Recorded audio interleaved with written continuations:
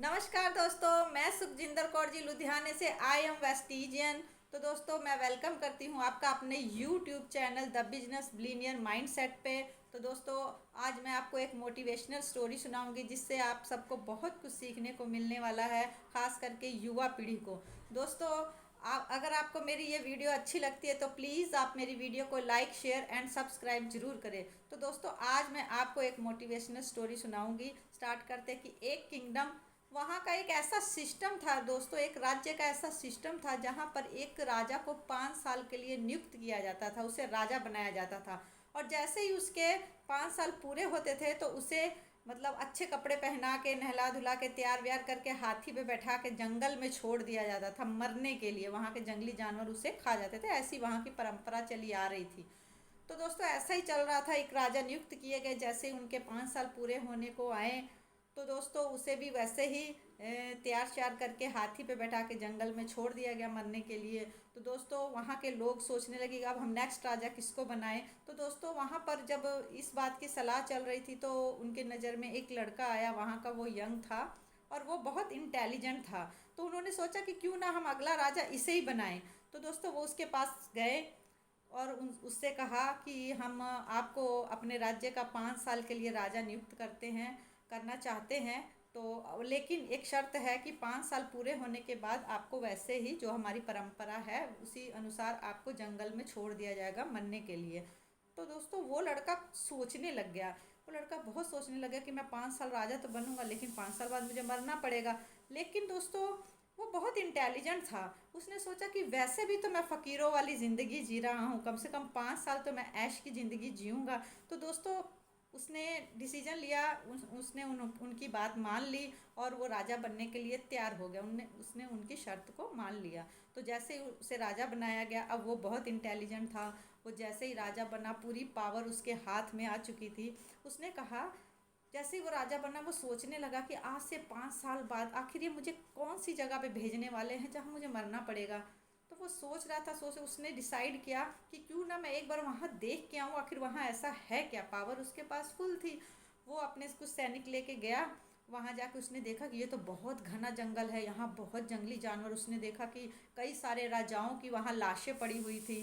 तो वो थोड़ा डर गया और वापस आया। वापस आके उसे चैन नहीं आ रहा था, वो सोचने लगा कि आखिर मैं ऐसा क्या करूं कि 5 साल मुझे मरना ना पड़े। तो दोस्तों वो सोचते सोचते उसने खूब अपने दिमाग को लगाया।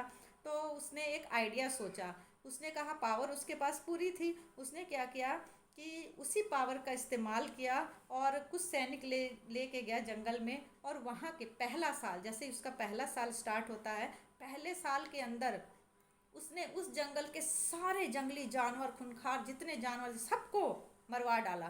पहले साल में उसने पूरे के पूरे जंगली जानवरों को मरवा डाला। अब जैसे ही दूसरा साल आया तो उसने कहा, अब जंगल मतलब जानवर तो मर गए हैं पर घना जंगल है, वहाँ तो डर लगेगा मुझे रहने में। तो उसने क्या किया, दूसरे पूरे साल में उस जंगल के जितना भी जंगल था, वहाँ जितने भी पेड़ पौधे थे, सबको कटवा डाला उसने एक साल के अंदर। तो दोस्तों उसका दूसरा साल कंप्लीट हुआ, उसने उस जंगल को पूरा साफ करवा दिया। अब जैसे ही उसका तीसरा साल स्टार्ट हुआ, पावर उसके पास थी पूरी। तो दोस्तों उसने क्या किया, तीसरे साल में सोचा कि अब जानवर भी मर गए हैं, जंगल भी कट गए हैं, लेकिन मैं रहूँगा कहाँ। फिर उसने क्या किया कि तीसरे साल में वहाँ कुछ घर बनवाए रहने के लिए, कि मैं रहूँगा आसपास में, मैं किसी कोई अगर आए रहने के लिए, जो अगला राजा जो आएगा हम सब मिल के वहीं रहेंगे। उसने क्या किया कि अपने तीसरे साल में वहाँ कुछ घर बनवा दिए।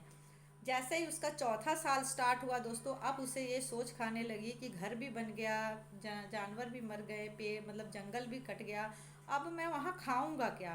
तो उसने चौथे साल में क्या किया दोस्तों, चौथे साल में उसने वहाँ पर कुछ खेत बनाए, कुछ पार्क बनवाए, ताकि मैं वहाँ रहूँ तो ऐशो आराम की ज़िंदगी जी सकूँ। तो दोस्तों अब आता है 5वां साल। तो जैसे ही 5वां साल स्टार्ट हुआ दोस्तों, पावर उसके पास फुल थी। उसने क्या किया कि हर एक छोटी छोटी फैसिलिटी जो उसे चाहिए थी, जैसा कि अब वो राजा था तो ऐशो आराम की ज़िंदगी जी रहा था, हर एक फैसिलिटी मिल रही थी, उसने हर एक वैसी फैसिलिटी वहाँ पर बनवा दी, तैयार करवा दी कि मैं जब यहाँ से जाऊँ तो मुझे किसी तरह की कोई दिक्कत ना हो। दोस्तों 5वां साल जैसे ही बीता, 10 दिन रह गए थे, तो इसने अपने आप जाके उनसे कहा कि अब मेरे 5 साल पूरे हो रहे हैं, तो प्लीज़ मुझे आप जहाँ भेजना चाहते हैं मुझे भेज दीजिए।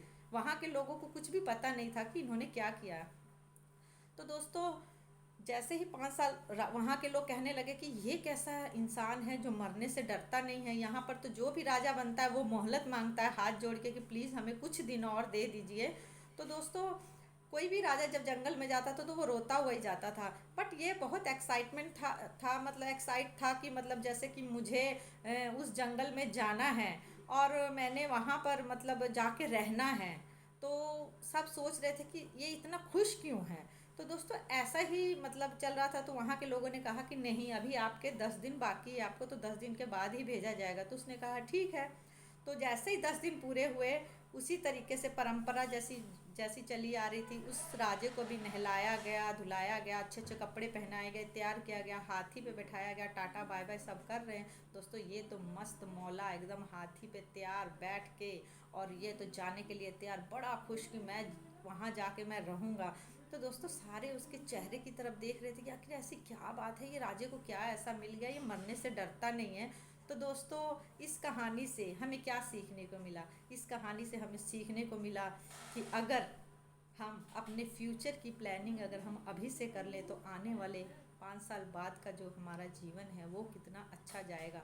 दोस्तों आजकल की जो युवा पीढ़ी है वो फ़ोन पे टाइम वेस्ट कर रही है, इधर उधर बैठ के फालतू कामों में अपना टाइम वेस्ट कर रही है। अगर अगर वो चाहते हैं कि आज से आने वाले 5 साल के बाद अगर अभी से अपने फ्यूचर की प्लानिंग कर ले दोस्तों, तो बहुत अच्छा रहेगा। बट अभी उनको इस बात की समझ नहीं है। दोस्तों इस कहानी से हमें यही सीख मिलती है, उस राजे ने आने वाले 5 साल के बाद उसकी मौत मंडरा रही थी, लेकिन उसने अपने टाइम को वेस्ट नहीं किया। कोई भी राजा जब बनता है तो दोस्तों वो क्या करता है, शिकार पे जाता है, ऐश मौज करता है, आराम फरमाता है, या मदिरा पान में अपने आप को व्यस्त रखता है दोस्तों। लेकिन इस राजा ने अपने टाइम को वेस्ट नहीं किया, इन्वेस्ट किया दोस्तों, जिससे उसका आने वाला समय, दोस्तों जब हम यहाँ से जाएं तो ऐसा ना हो कि हम रोते हुए जाएं और लोग हमें देख के हंसे।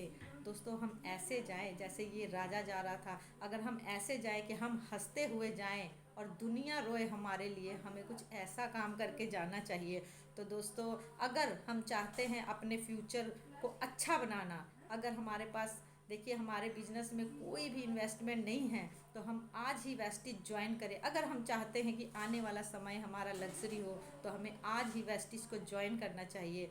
So thank you. मुझे बहुत ही आशा भी है कि इस कहानी से सबको बहुत कुछ सीखने को मिला होगा। अगर आपको मेरी ये स्टोरी अच्छी लगी तो प्लीज़ मुझे कमेंट बॉक्स में लिख के ज़रूर बताइएगा।